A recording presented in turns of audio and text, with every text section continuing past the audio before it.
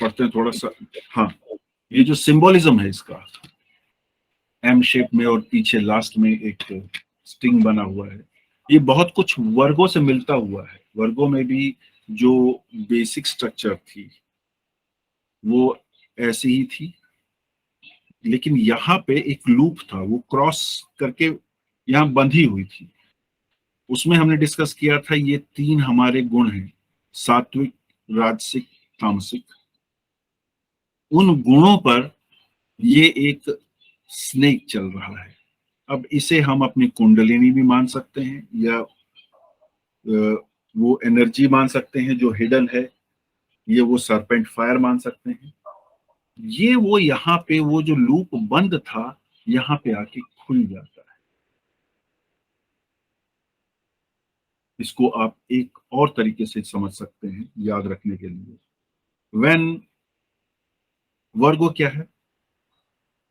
It's an unmarried female. सत्व, रज, तमस,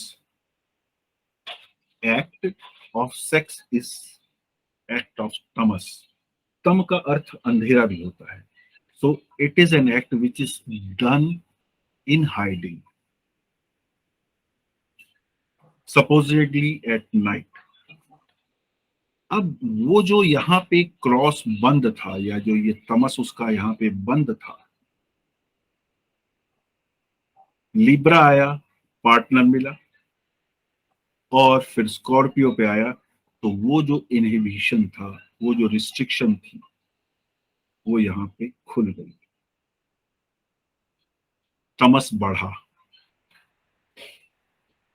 And this can also be equated with the sting of the scorpion. उसका विष कहिए, उसका प्रभाव कहिए, वो आ गया। तो जो चीज वर्गों में बंधी हुई थी 8वें में, स्कॉर्पियो में खुल गई। इसीलिए 6th का लॉर्ड जब 8th में आ जाता है तो डिजीज क्रोनिक हो जाती। 6th Lord is disease, Lord of disease. 8th is the secret और मिस्ट्री बिहाइंड इट। वहां पे आके ये ओपन हो गया और वो बढ़ गई आगे, उसमें तमस बढ़ा। और क्योंकि तमस बढ़ा, इसलिए कई, अगर यहाँ पे राहु या केतु हो तो ये डायग्नोसिस मुश्किल होता है कि है क्या, बीमारी क्या थी। इस चीज से पकड़ में नहीं आएगी, दिक्कत रहेगी।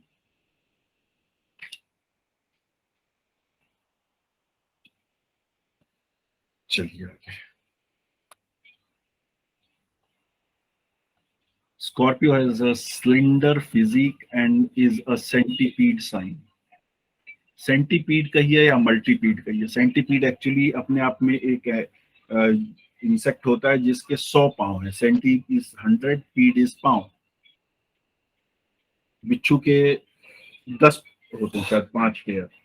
तो इसलिए हम उसको सेंटीपीड ऐसा स्कॉर्पियन को तो नहीं कहेंगे, बट हाँ मल्टीपीड जरूर कहेंगे कि 4 से भी ज्यादा है।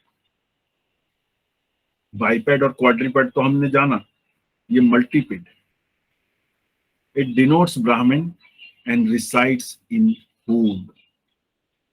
अब देखिए, अभी हमने जो पढ़ा इसमें बहुत surprising, negative, unorthodox, against the norms ऐसा कुछ हमें लगता है। लेकिन देखिए, ये ब्राह्मण राशि है। It resides in a hole. Hole कहाँ है? Hole means anything where you have to dive deep into. Free नहीं है, इसकी ओपनिंग तो है, एंड का पता नहीं है कहाँ पे है, दूसरा छोर नहीं मालूम होता, और बहुधा वो बंद ही होता है। अगर कुआं भी देखे तो नीचे पानी है, लेकिन पानी के नीचे भी क्या, आप एंडलेसली कहां तक जाएंगे ढूंढते हो। लेकिन ब्राह्मण है, ये थोड़ा सा ध्यान रखना पड़ेगा, यानी कि यहाँ पे पॉजिटिविटी रहती है, ये टोटली नेगेटिव साइन नहीं है, पर क्योंकि ये ट्रांसफॉर्मेशन का है, ट्रांसफॉर्मेशन लाने वाला है, इसलिए वहां वहां पर थोड़ा सा कॉशियसली, केयरफुल्ली आप लोग एनालाइज कीजिएगा। अब यहाँ पर एक चीज आप नोट ही कर लेंगे या समझ ही गए होंगे कि लाइफ किसी के साइन में, चार्ट में जहां जहां स्कॉर्पियो है वहां वहां मिस्ट्री है, वहां वहां ट्रांसफॉर्मेशन है, with respect to the signification of that sign।